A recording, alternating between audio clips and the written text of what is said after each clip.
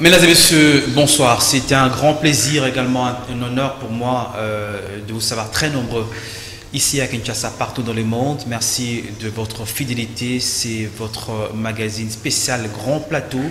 Grand Plateau, ce soir nous avons le grand plaisir également, cet honneur de recevoir de façon particulière Madame Petronelle Bokombe. Madame Petronelle Bokombe, vous le savez, elle est déléguée nationale ou coordinatrice nationale du mouvement citoyen Les Congolais debout. Madame Petronelle, bonsoir. Bonsoir Michel. C'est pour moi un grand plaisir de vous recevoir pour la deuxième fois d'ailleurs. Mais nous vous recevons aujourd'hui dans un moment un peu particulier que traverse votre mouvement citoyen Les Congolais debout. Parce que seulement, vous le savez, c'était le 29 octobre 2020 dernier que la triste nouvelle que nous avons tous accueillie de façon un peu particulière, également de surprise d'ailleurs, la mort ou le décès à Dubaï de M. Sindika Dokolo, l'homme d'affaires. Il est également, vous savez, collectionneur d'art, mais aussi et surtout, pour le cas du Congo, c'est lui qui était l'initiateur de ce mouvement citoyen, Les Congolais debout. Comment avez-vous accueilli cette triste nouvelle, Madame Petronelle? Avec beaucoup de tristesse, évidemment. C'était comme un coup de massue, parce que quelques jours avant, nous avions parlé, et on avait beaucoup de projets encore pour le mouvement, et aussi une promesse pour lui qu'il était censé venir, peut-être vers la fin du mois d'octobre. Et voilà, on apprend une très triste nouvelle, on est vraiment abattu. Beaucoup n'ont pas cru à cela. Mais moi-même, au début, c'était un fake news. Moi-même, je n'y ai pas cru, parce que bon, j'ai appris ça d'un frère qui m'a un peu ménagé en me disant que bon, c'est peut-être pas vrai, il faut pas trop t'en faire, parce qu'il savait quel était le lien que j'avais avec Sindika. Mais j'ai pas pu dormir, j'ai pas pu fermer l'œil. C'était comme un coup de tonnerre pour moi, c'est très compliqué. Pas seulement pour vous, mais aussi pour le mouvement citoyen? Absolument, pour tous les militants. Plusieurs milliers de ces pour tous les militants, activistes, à travers militants du monde. Il y a des gens qui m'ont appelé de partout pour s'assurer que c'est fake news, quoi. Mais à chaque fois, je me disais, j'étais pas sûr. C'est le lendemain que j'ai eu la confirmation vraiment. Mais dans ma tête, je me disais, je vais avoir un coup de fil, il va m'appeler, c'est pas possible. Donc, jusqu'aujourd'hui, je ne réalise pas encore qu'il est parti. De façon inopinée, hein. Il n'était pas malade, c'est ça aussi? Ben, je ne voudrais pas parler de sa santé parce que c'est quelque chose de privé. Oui. Mais là, apparemment, il n'était pas malade. Il n'était pas malade, non. Naturellement, il se faisait toujours, hein, c'est bonheur de faire cette plongée sous-marine. C'était un sport qu'il aimait beaucoup. Qu'il aimait beaucoup d'ailleurs. Qu'il aimait beaucoup. Et qui succombe à ces niveaux-là. Bon, pour le mouvement citoyen, qu'est-ce qui est prévu finalement depuis son décès aujourd'hui? Depuis son décès, on se réunit un peu au siège entre militants. Parce que j'ai un peu d'émotion là. Et je rappelle qu'il meurt le 29, alors qu'il était prévu le 30, ces grands sittings que vous devriez, vous, les femmes congolaises, tenir. Mais quand même, vous l'avez tenu. Oui, nous l'avons tenu malgré la tristesse, parce que pour nous, on devait le faire pour lui. Oui. Parce qu'on en avait parlé, on en avait discuté. Il était d'accord qu'on fasse ce meeting, ce sitting, pardon. Donc ça aurait été marcher sur sa mémoire, ne pas le faire. Donc on devait le faire, on l'a fait malgré. Mais c'était dur. La nuit, vous j'avais pas dormi du tout. Et que la journée, alors que vous étiez dans le plein préparatif de ces sittings. Voilà. On était vraiment en plein préparatif, et là on se préparait déjà d'ailleurs avec les participants pour descendre à la place royale comme c'était prévu. Et quelque part le matin on s'est dit on n'y va pas, et puis on s'est dit non, on peut pas, on ne peut pas, parce qu'il était d'accord, il avait mis les moyens pour ça, donc on devait y aller. Dans une façon de le rendre hommage aussi. C'était une façon de le rendre hommage. Oui. Les 30, vous avez tenu votre sitting, mais aussi à la diaspora, les 31, on a vu les images, oui, c'était les Congolais de particulier. Oui, c'était toujours sur l'insécurité qui règne d'ailleurs partout dans le pays ici. Et avec les Congolais debout de la diaspora, eux aussi se sont réunis avec d'autres mouvements citoyens, avec d'autres organismes, avec d'autres structures.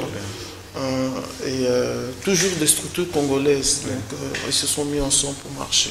C'est toujours en l'honneur de M. Kifindika. C'est vrai que les obsèques, il est mort à Dubaï. Je crois qu'on l'a ramené, il sera enterré à Londres, c'est ce qu'on a appris selon les dernières informations. Mais à Kinshasa, comment ça vous avez dit, vous réunissez très souvent. Mais est-ce qu'il y a un programme des obsèques officiel, par exemple, au niveau du mois citoyen oui, bien sûr, bien sûr. Oui. On se réunit au siège chez nous à Gombe. Oui. On est là tous les jours. On est là tous les jours pour préparer un peu comment on va faire. Parce qu'on doit faire ça aussi en accord avec la famille. Oui. Et la famille aussi a son programme. Et là, c'est un programme spécial LCD. Donc ça n'a rien à voir avec la famille. C'est vraiment les militants, les mouvements citoyens.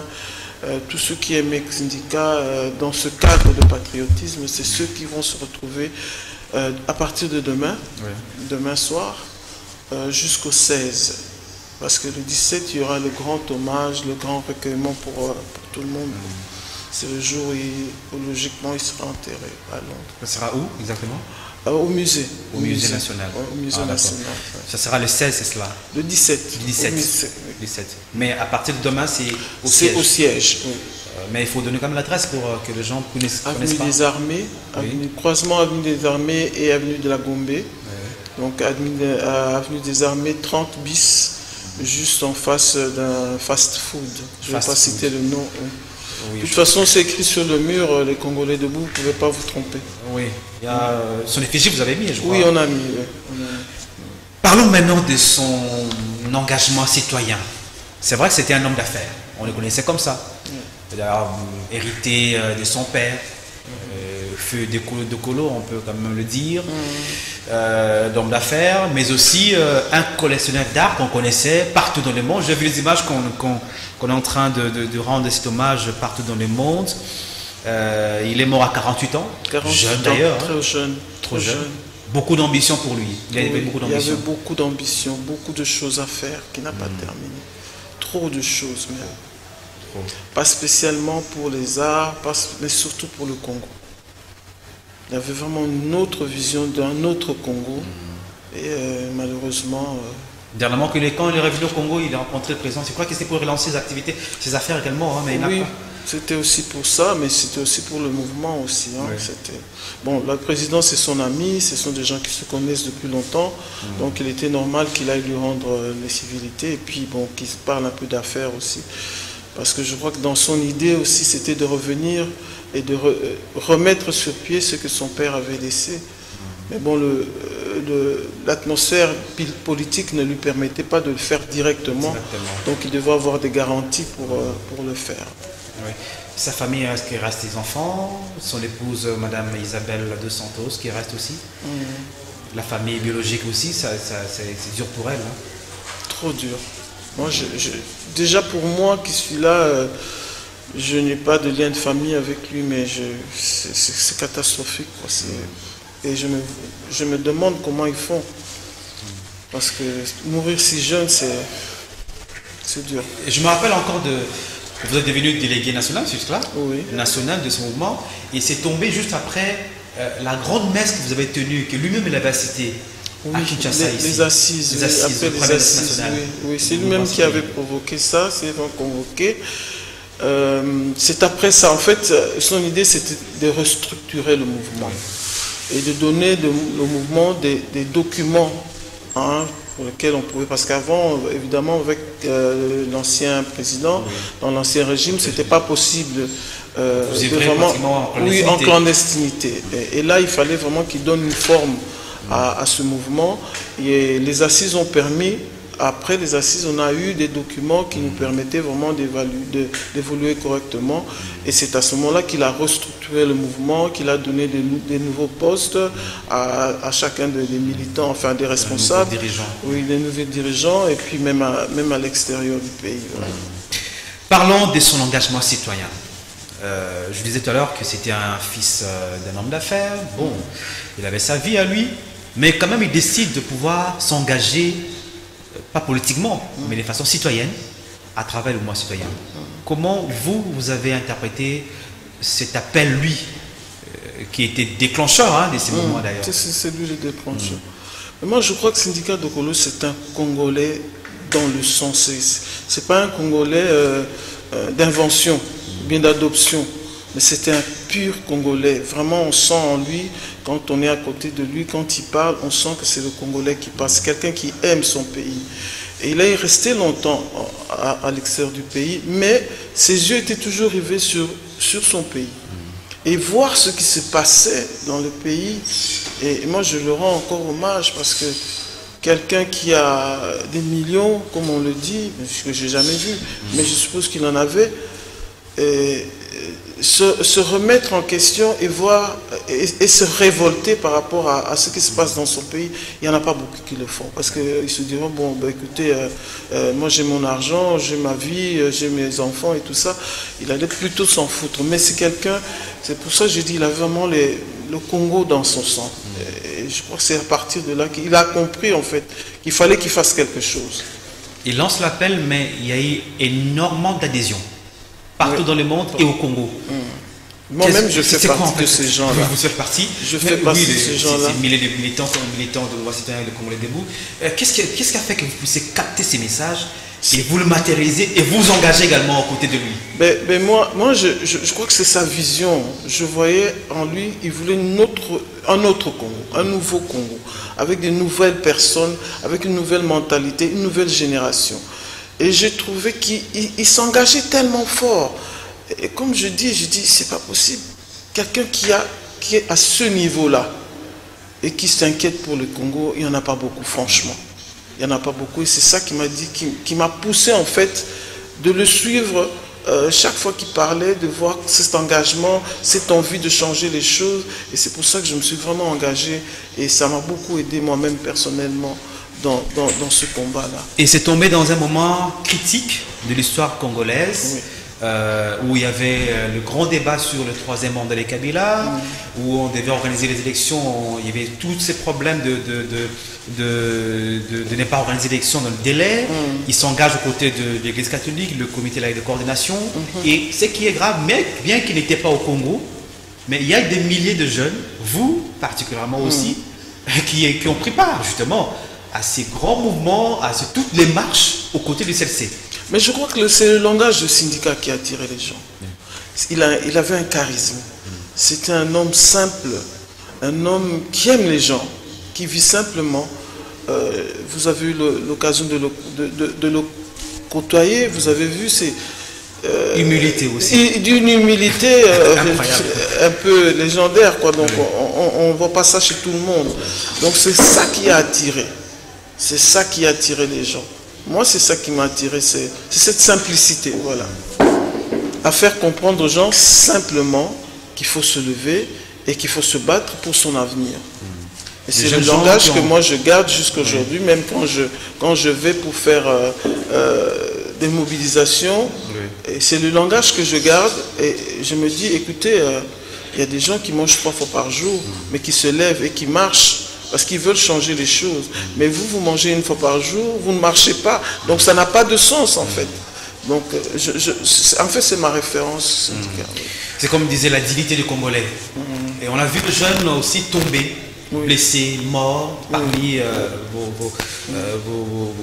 vos militants qui sont morts. Nous avons payé un prix cher. Un plus cher de cela. Mais vous avez quand même enduré. Oui, on a enduré parce qu'on a une vision. On avait quelqu'un qui nous poussait aussi. Et qui nous a fait comprendre que ce n'est pas parce qu'il y a des épreuves qui arrivent que nous devons arrêter. Nous devons continuer. C'est à force de pousser qu'on va arriver à quelque chose. Est-ce que vous croyez que finalement cette lutte devrait aboutir? Oui, est-ce qu'à un bien moment sûr. donné, il t'est arrivé où, par exemple, il dit, ben, écoutez, bon, on ne doit pas continuer à mourir, à être blessé par des coups de machette, des coups de balle, à tirer à l'époque. Est-ce que Kabila va partir ou pas? Non, il n'a jamais baissé les bras, hein. Jamais. Jamais. Il a toujours été là, il a toujours poussé, il faut y aller, même après les élections. Nous savons tous comment se sont passées les élections, il le savait aussi. Mais après ça, on se levait encore une fois. On est toujours dans la rue. Quand ça ne va pas, on est toujours là. Donc le combat continuera jusqu'à ce que le Congo sera un état de droit comme il le voulait, un état avec des valeurs, un état sans corruption, et donc toutes ces choses-là. Il faudrait qu'on continue jusqu'à la victoire finale. À la victoire finale. Aujourd'hui, on peut compter parmi les héros qui ont contribué, par exemple, parce qu'on puisse avoir cette appartenance pacifique.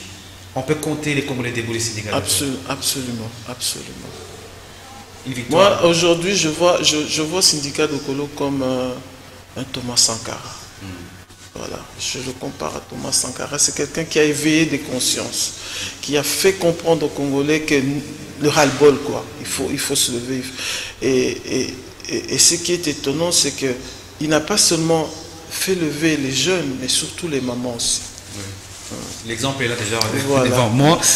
Les testaments, et c'est la question que beaucoup m'ont posée d'ailleurs, quand on a appris la triste nouvelle de décès de Syndicat Dokolo, son testament va-t-il être pérennisé? Je veux dire, son héritage plutôt. Voilà. Son héritage citoyen va-t-il être pérennisé? En clair, est-ce que les Congolais debout vont-ils subsister après le décès de son initiateur? C'est la question que beaucoup me posent. Oui. Je répondrai d'abord ceci. Je voudrais dire aux gens qu'avant sa mort, les conversations que j'avais avec lui, il me disait toujours, il aimait m'appeler Maman Pétronelle. Je vais prendre ma retraite. Je vais me retirer un peu du mouvement et je vais vous laisser travailler. Et c'est là où je me dis, mon initiateur savait ce qui allait se passer dans sa vie. Et moi, je lui répondais, si le bateau LCD sombre un jour, je serai le capitaine de ce bateau-là. Ça veut dire quoi? Que j'ai l'obligation de continuer son œuvre, quels que soient les problèmes. Ça pourrait ne pas être moi non plus demain, mais il faudrait que ce mouvement continue. Pourquoi? Monsieur Dokolo n'est pas connu ici au Congo.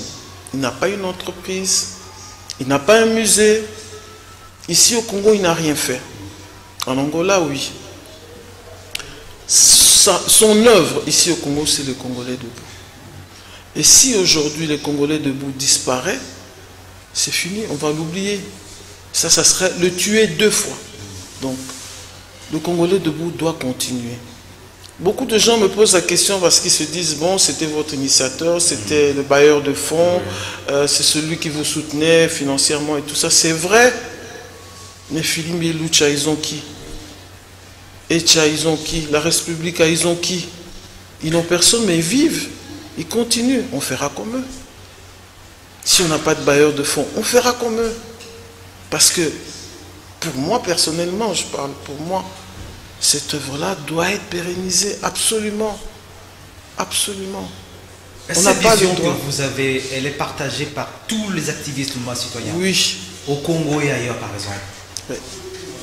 Sont-ils déterminés? En tout cas, les militants du LCD sont décidés à aller de l'avant, malgré la perte. Il y en a beaucoup, beaucoup alors, qui veulent continuer. Quel sera le grand défi pour vous, après ce décès? Vous savez, c'est un grand héritage. Et ça tombe sur les épaules. Je vous assure que ce n'est pas facile. Ce n'est pas facile, mais je crois qu'il faut qu'on arrive à réaliser ce qu'il voulait. C'est-à-dire, à chaque fois, faire barrière à ce qui ne marche pas dans le pays. Que ce soit dans l'opposition, que ce soit dans la majorité présidentielle, nous devons nous lever pour un Congo meilleur. C'est ça, son combat. La devise, c'était toujours congolais? Téléma Motunayo, c'est ça? Toujours. Toujours, on a une nouvelle chanson qui vient d'arriver. Là, il y a un jeune qui est en Afrique du Sud qui a fait une chanson pour lui et qui dit toujours Téléma, Téléma, toujours Téléma. Vous serez toujours debout? Toujours. Comme toujours. On le dit. Parlons maintenant de l'organisation. Est-ce que c'est vrai? Bon, paix à son âme, on peut dire.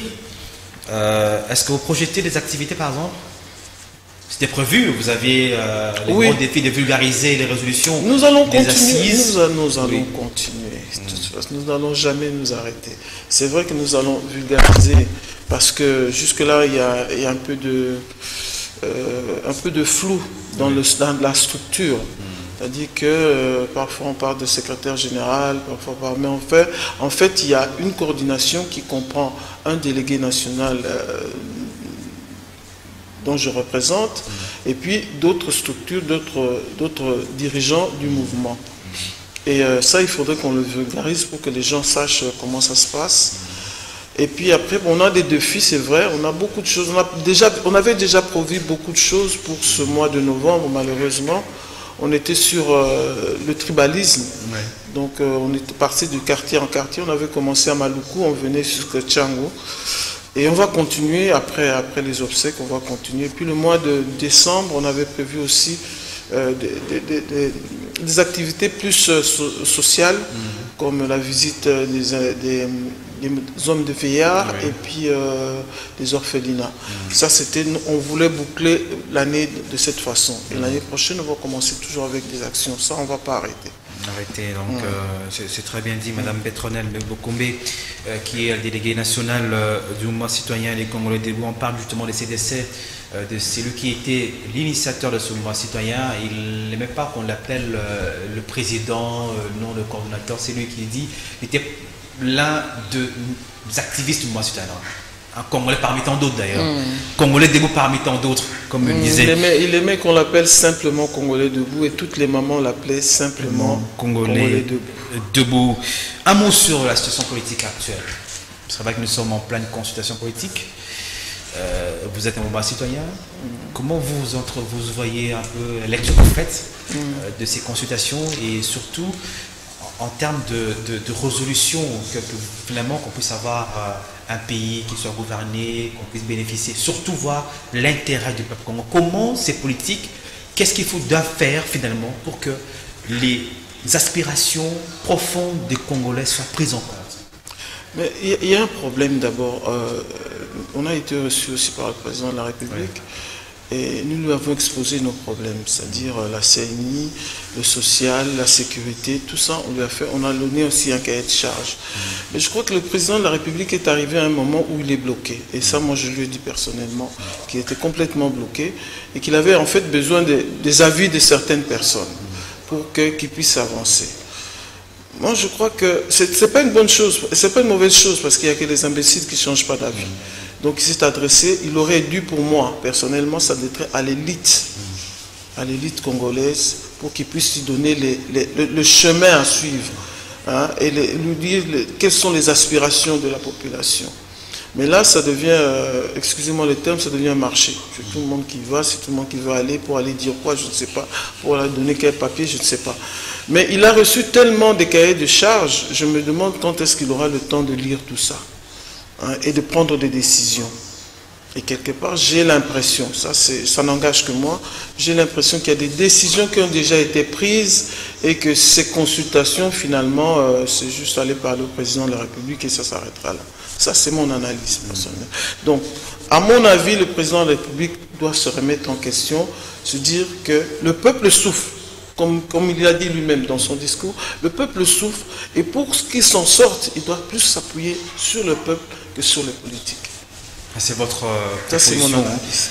Mon avis, est-ce que vous serez écouté? C'est ça la grande question. C'est ça la grande question. Que nous sommes pris en otage en fait à travers. Mais c'est ce qu'il a dit dans son discours. Nous sommes pris en otage par un système.